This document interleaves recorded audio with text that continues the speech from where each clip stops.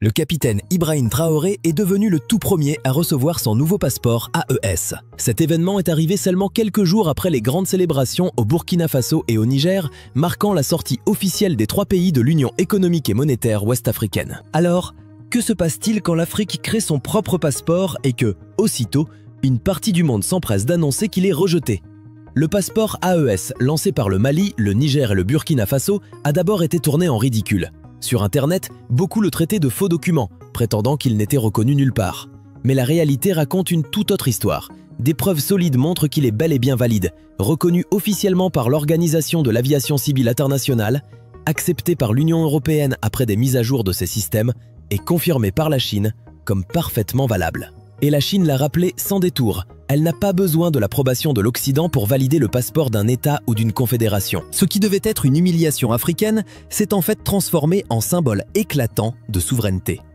Mais alors, qui l'a vraiment rejeté? Et qui, au contraire, a été le premier à l'accepter? Le 2 février 2025, l'Alliance des États du Sahel, composée du Mali, du Niger et du Burkina Faso, a présenté son passeport commun. Le lancement à Ouagadougou en présence de responsables gouvernementaux et suivi par les médias internationaux a marqué un moment fort. Les premiers citoyens ont reçu fièrement leurs documents flambant neufs. Ce projet ne se limitait pas à un outil administratif. Pour ces 3 pays, il s'agissait d'un acte politique puissant, une étape majeure dans leur stratégie de souveraineté après leur retrait officiel de l'UEMOA en 2024. Le passeport AES envoyait un message clair au monde entier. Nous construisons nos institutions selon nos propres règles, mais presque aussitôt, une tempête médiatique a éclaté. En quelques heures, les réseaux sociaux se sont enflammés avec des rumeurs prétendant que le passeport était déjà inutile. Les publications les plus virales affirmaient que la France l'avait rejeté, que l'Union européenne refusait de délivrer des visas et même que la Chine n'en reconnaissait pas la validité. Ces messages étaient souvent emballés dans des vidéos montées de manière spectaculaire, conçues pour devenir virales. Sur TikTok, un post a même explosé en popularité, déclarant avec ironie « Voici le passeport le plus court de l'histoire ». Pour les citoyens ordinaires qui faisaient défiler leurs fils d'actualité, c'était la confusion totale. Comment un passeport fraîchement lancé pouvait-il déjà être déclaré invalide à l'étranger? Comment des dirigeants auraient-ils osé le présenter devant les caméras s'ils n'avaient pas passé les contrôles internationaux? Les contradictions dans les rumeurs passaient presque au second plan. Ce qui comptait, c'était la vitesse avec laquelle elles se propageaient. C'était le premier signe que le passeport AES n'était pas seulement un document de voyage. Il était devenu un champ de bataille pour la légitimité. La presse mondiale s'est empressée d'entrer dans la danse. Les grands titres occidentaux ont encadré l'histoire autour de la question de sa reconnaissance, et cela avant même que des clarifications officielles ne soient publiées. Ce cadrage médiatique a amplifié la confusion. Au lieu de saluer un nouveau jalon de l'intégration africaine, on a réduit l'événement à une interrogation. Le reste du monde allait-il accepter ou non ce projet de souveraineté africaine? Quand Africa News et les chaînes régionales ont diffusé les images du lancement officiel, le mal était déjà fait. La désinformation avait fixé le ton du débat. Et ce n'était pas la première fois que les avancées africaines vers plus d'autonomie étaient fragilisées par une guerre de récits. Des observateurs ont tout de suite noté la ressemblance entre la polémique du passeport AES et d'autres campagnes de désinformation récentes. On se souvenait du retrait du Mali des missions militaires menées par la France, ou encore de la décision du Burkina Faso de nationaliser une partie de son secteur aurifère. À chaque fois, la même mécanique se mettait en place. Lancer des histoires alarmistes pour faire croire à l'isolement, au rejet ou à l'effondrement. Le passeport AES n'a pas échappé à ce schéma. Chaque geste de souveraineté semblait aussitôt suivi d'une tentative de le délégitimer. Mais à l'intérieur de l'Alliance, les gouvernements étaient préparés. Les responsables ont publié des communiqués clairs, rappelant que le document avait été conçu selon les normes de l'Organisation de l'Aviation Civile Internationale. Ce qui signifiait qu'il était techniquement valide dès le départ, peu importe les opinions politiques ou les campagnes de désinformation. Les dirigeants de l'AES avaient pris leurs précautions pour protéger le passeport contre tout rejet arbitraire. Ce que les rumeurs oubliaient, ou choisissaient d'ignorer, c'est que la reconnaissance d'un passeport dans le transport aérien dépend des normes de l'Organisation de l'Aviation Civile Internationale et non de l'humeur d'un seul gouvernement. Mais le mal était déjà fait. Même lorsque les clarifications officielles ont commencé à circuler, la rapidité de la désinformation avait laissé une trace durable. Des analystes de Disinfo.Africa, une plateforme régionale de vérification des faits, ont rapporté que des comptes coordonnés diffusaient les mêmes mensonges dans plusieurs langues et sur différentes plateformes. Leur conclusion était sans appel. La polémique n'était pas naturelle. elle avait été volontairement alimentée pour miner la confiance du public dans l'expérience d'intégration portée par l'AES. Le rapport a aussi révélé un détail troublant. La plupart des publications virales ne venaient même pas du Sahel. Elles étaient lancées depuis l'extérieur, signe que cette tempête médiatique avait été fabriquée de toutes pièces pour saper l'initiative. Pour les citoyens africains qui suivaient l'affaire, la nouvelle n'était donc pas seulement qu'un nouveau passeport venait d'être lancé. Le véritable choc, c'était de constater à quelle vitesse toute affirmation d'indépendance africaine déclenche une réaction des systèmes attachés à garder le contrôle. Le passeport AES, par sa seule existence, avait dérangé les hiérarchies de validation qui, depuis longtemps, gouvernent la mobilité africaine.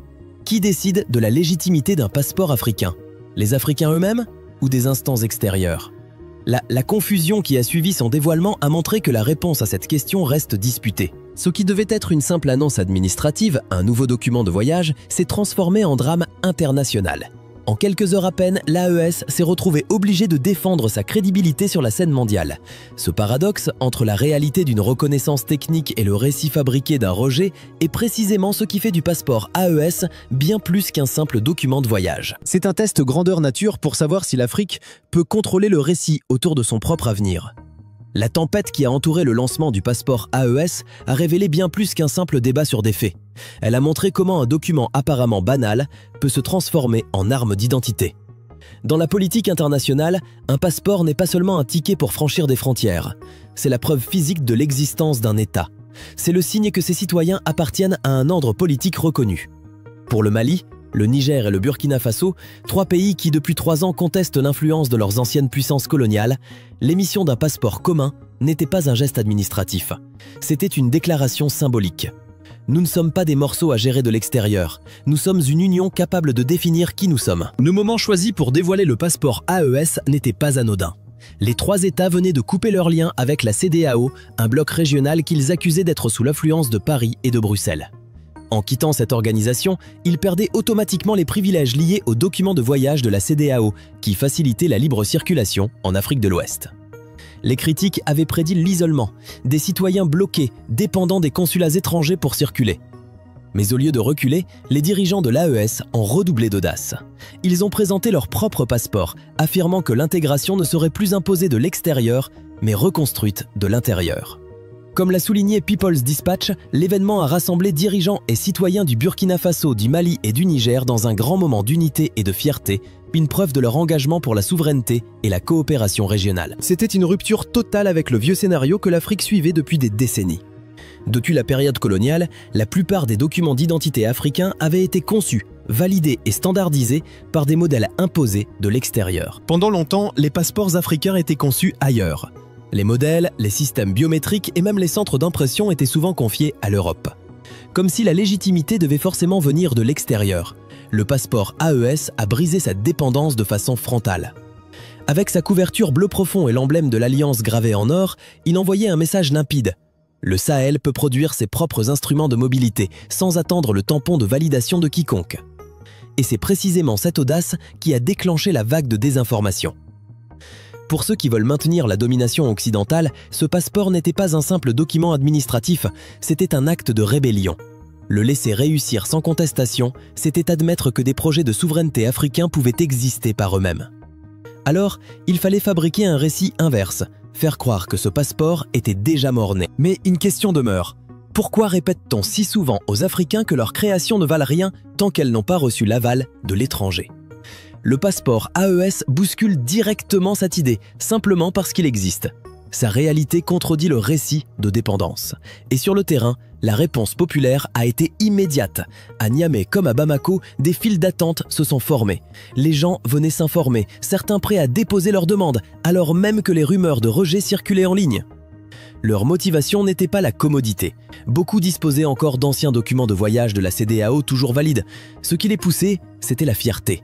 Avoir en main le passeport AES, c'était prouver que leur gouvernement n'était plus sous la tutelle d'institutions étrangères. Le fait que les citoyens s'y intéressent malgré les campagnes de désinformation montre bien la force émotionnelle de tels symboles. Car un document d'identité n'est pas seulement un outil pratique, c'est un badge d'appartenance, une preuve de dignité. Le droit international confirme aussi cette réalité. Selon la Convention de Vienne sur les relations diplomatiques, la reconnaissance des passeports dépend du statut d'État et de la participation à des organismes comme l'Organisation de l'aviation civile internationale. Or, le Mali, le Niger et le Burkina Faso sont membres de l'ONU et participants de l'OACI. Leur passeport commun possède donc une légitimité automatique. C'est ce qui rend la désinformation si révélatrice. Ceux qui l'ont propagée espéraient créer un rejet psychologique là où il n'y avait aucun rejet légal. En d'autres termes, c'était une tentative de miner la confiance dans la souveraineté en fabriquant le doute. Les dirigeants de l'AES avaient bien compris le danger. C'est pourquoi, lors du lancement, leurs discours n'ont pas insisté sur les aspects techniques, mais sur la dignité. Ils ont présenté le passeport comme un bouclier d'indépendance, une formule choisie avec soin pour montrer qu'il ne s'agissait pas seulement d'un outil de voyage, mais d'un symbole protecteur. En inscrivant la souveraineté dans un objet concret que chaque citoyen peut porter sur lui, l'AES a donné à son peuple un rappel quotidien de son autonomie. Voilà pourquoi ce lancement a été perçu comme une provocation directe contre l'ancien ordre. Il a démocratisé la souveraineté en la plaçant non plus dans des bureaux de gouvernement ou dans des traités, mais dans les poches des paysans, des étudiants et des commerçants. Au fond, la controverse a révélé une vérité plus profonde. Le passeport AES n'est pas une simple invention administrative. C'est une arme politique, faite de cuir et d'encre. Il oblige le monde à se confronter à une question qu'il préfère éviter. Les nations africaines peuvent-elles définir elles-mêmes leur légitimité ou doivent-elles toujours l'emprunter ailleurs? En distribuant ce passeport, les États du Sahel ont répondu par un oui retentissant. Mais une autre épreuve les attendait, la réaction des gouvernements étrangers, surtout en Europe. Allaient-ils dépasser la désinformation et adapter leur système pour accueillir ce nouveau document? C'est là que l'histoire a pris un nouveau tournant. Petit détour pour remercier la communauté Black Culture Diary, où les voix, les histoires et les héritages noirs sont préservés et amplifiés. En devenant membre, vous ne faites pas que soutenir la chaîne, vous rejoignez un mouvement culturel puissant. Revenons à notre récit. Si le passeport AES était né comme une déclaration audacieuse de souveraineté, son premier vrai test ne s'est pas joué à Bamako ou à Ouagadougou, mais bien dans les consulats et aux postes frontières d'Europe. Depuis des décennies, la mobilité africaine vers l'Europe est piégée dans un labyrinthe de suspicions, de paperasse et de hiérarchie. Alors, quand les États du Sahel ont lancé leur passeport commun, ils s'est heurté de plein fouet à cette réalité. La manière dont l'Europe a géré cette nouveauté en disait long, non pas sur la légalité, mais sur son malaise instinctif chaque fois que l'Afrique agit de façon indépendante. Les premiers demandeurs qui se sont présentés avec leur nouveau passeport dans les consulats européens n'ont pas été rejetés directement. Mais ils se sont retrouvés dans un limbo administratif, noyés sous les formulaires et les procédures interminables. Les systèmes de prise de rendez-vous n'avaient pas encore été mis à jour pour reconnaître le nouveau codage du passeport AES. Les bases de données de gestion des frontières, reliées au système d'information Schengen, affichaient encore les anciens modèles de la CEDEAO. Résultat, les agents consulaires devaient soit contourner manuellement le logiciel, soit mettre les demandes en attente. Pour les voyageurs ordinaires, ces blocages techniques donnaient l'impression d'un refus. Pour les critiques en ligne, c'était du pain béni. Il suffisait d'exploiter ces lenteurs pour affirmer que l'Europe avait rejeté le passeport. Mais derrière ces problèmes de surface se cache une réalité plus profonde, l'histoire européenne de contrôle sur la mobilité africaine. Le système Schengen a été conçu avec un filtrage centralisé, où chaque changement de document doit être validé collectivement par tous les États membres. Ce processus est déjà lent pour les partenaires européens eux-mêmes. Pour des pays africains en dehors des structures de l'UE, il devient un véritable labyrinthe. Le passeport AES s'est donc retrouvé piégé dans un mécanisme où chaque retard administratif pouvait facilement être interprété comme une résistance politique. En réalité, aucune ambassade européenne n'a publié de politique officielle de rejet. Mais leur silence, dans les premiers jours de confusion, a laissé le champ libre à la désinformation qui s'est répandue sans contrôle. L'épisode a mis en lumière une asymétrie ancienne. Quand l'Europe modifie ses propres documents, les autres régions du monde s'adaptent sans poser de questions. Mais quand l'Afrique fait de même, elle est accueillie par la suspicion et par des délais interminables. Ce déséquilibre a renforcé l'argument des dirigeants de l'AES. La souveraineté africaine est jugée selon des critères différents. Même si le passeport était techniquement valide, la lenteur avec laquelle l'Europe a adapté ses systèmes donnait l'impression d'une réticence à traiter une initiative africaine avec sérieux et urgence. Était-ce seulement de la lourdeur bureaucratique, ou bien la politique dictait-elle le rythme de la reconnaissance? Les observateurs ont noté une nuance frappante. La différence entre les États d'Europe occidentale et les autres pays de l'UE.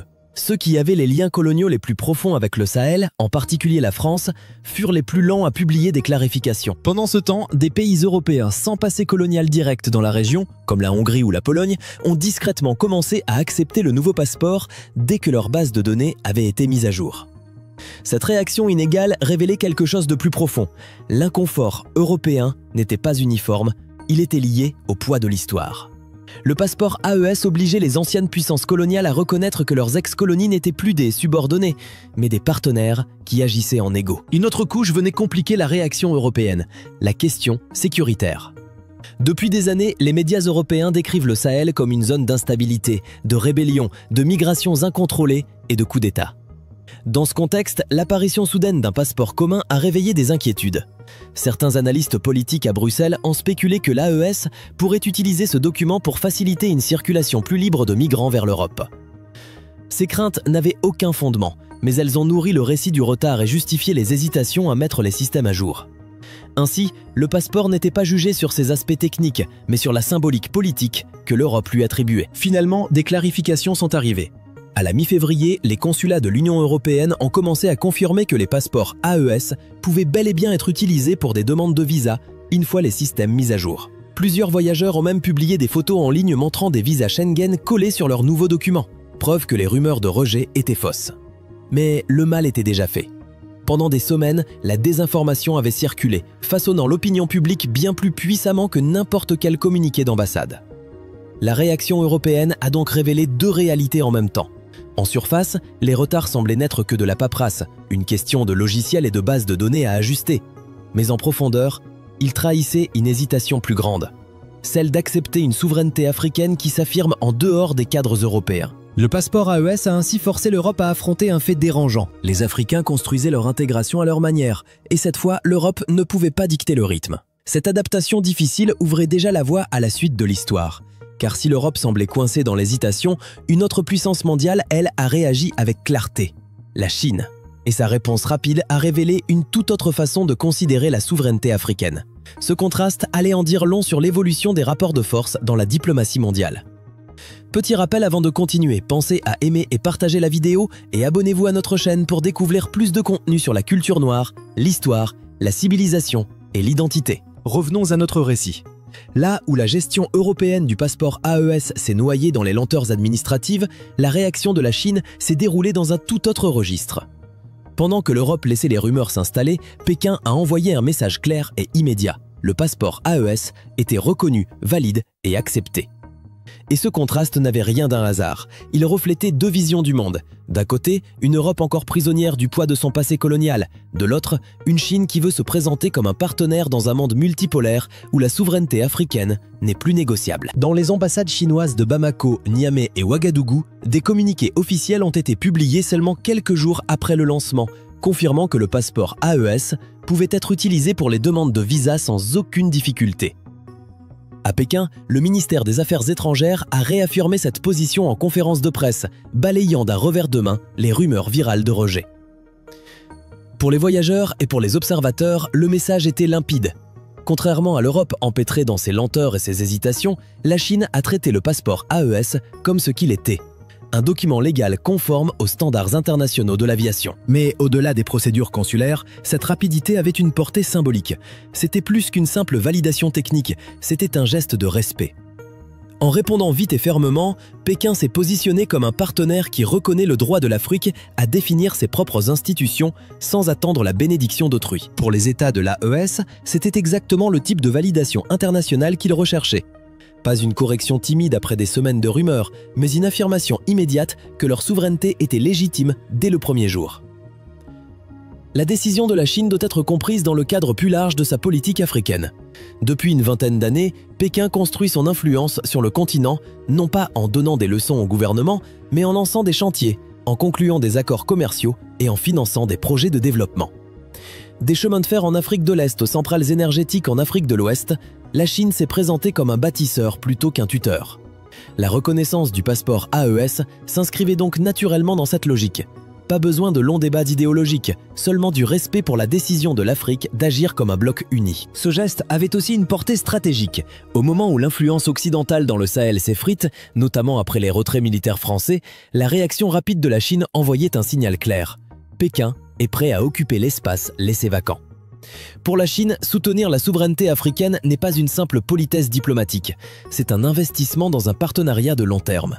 En traitant sans hésiter le passeport AES comme un document valide, Pékin a renforcé sa crédibilité en tant que puissance prête à accompagner l'indépendance africaine plutôt qu'à la freiner. Les réactions des citoyens du Sahel ont confirmé cette dynamique. Sur les réseaux sociaux, des ressortissants de l'AES partageaient leur soulagement en montrant qu'ils avaient pu demander des visas chinois avec leur nouveau passeport, sans obstacle. Pour beaucoup, cela renforçait l'image d'une Chine qui respecte concrètement les choix africains, et pas seulement dans ses discours. Dans un contexte où les clarifications européennes tardaient et respiraient la méfiance, la clarté de Pékin a fait contraste. Mais il y avait encore une autre dimension, celle du théâtre diplomatique. En s'attaquant publiquement aux rumeurs, la Chine a montré comment la désinformation pouvait être utilisée comme une arme contre les projets de souveraineté africaine. Au lieu d'ignorer le bruit, ses responsables l'ont confronté de face, retournant l'arme contre ceux qui l'avaient brandi. Cette approche n'a pas seulement rassuré les citoyens de l'AES, elle a aussi sapé la crédibilité des réseaux de rumeurs qui avaient cherché dès le départ à discréditer le passeport. Mais du côté occidental, la réaction fut tout autre. Certains analystes, installés dans des instituts européens, ont présenté la reconnaissance rapide de Pékin comme une manœuvre stratégique destinée à renforcer son influence dans une région où la puissance occidentale s'effondre. Peut-être avait-il raison sur une partie, mais en réalité, ce raisonnement passait à côté de l'essentiel. Quelles que soient les motivations de la Chine, le résultat était clair. La souveraineté africaine en sortait directement renforcée. Pour l'AES, l'enjeu n'était pas de deviner les calculs stratégiques de Pékin, mais de constater un fait concret. Leurs documents fonctionnaient à l'étranger. C'est ainsi que le contraste entre l'Europe et la Chine est devenu une histoire à part entière. D'un côté, l'hésitation qui a laissé la place aux rumeurs et à la confusion. De l'autre, une décision ferme qui a dissipé le doute dès le départ. Ce décalage n'était pas seulement administratif, il révélait deux visions concurrentes des rapports avec l'Afrique au XXIe siècle. L'une, encore prisonnière des héritages coloniaux et d'une méfiance persistante, l'autre, construite sur un partenariat pragmatique et un respect affiché de l'indépendance. Le passeport AES, conçu au départ comme un symbole d'unité, s'est retrouvé transformé en test grandeur nature des attitudes mondiales vis-à-vis de la souveraineté africaine.